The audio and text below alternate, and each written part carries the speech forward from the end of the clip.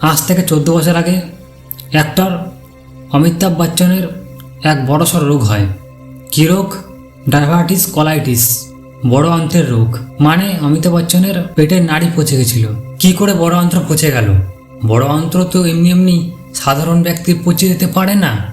যারা খুব বেশি মদ্যপান করে, যারা খুব বেশি শুয়োরের মাংস খায়, যারা হটডগ, পিৎজা, বার্গার আর ম্যাগি খায়, তাদের হয়। কিন্তু অমিতাভ বচ্চন তো এদের মধ্যে কোনো কিছুই না খেত, না পান করত। তাহলে কি করে হলো? অমিতাভ বচ্চন 10 বছর ধরে পেপসিকো খেত, তাই তার বড় অন্ত্র পচে গেছিল। তাহলে অমিতাভ বচ্চন টিভিতে বলে না কেন যে আমার বড় অন্ত্র পচে যাওয়ার কারণ এই পেপসিকোক? কারণ তিনি পেপসিকোকের কাছ থেকে 100 কোটি টাকা নিয়েছে।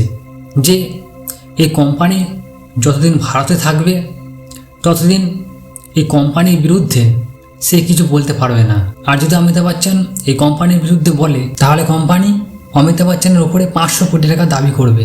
নমস্কারম, যথা ইচ্ছাসি তথা গুরু।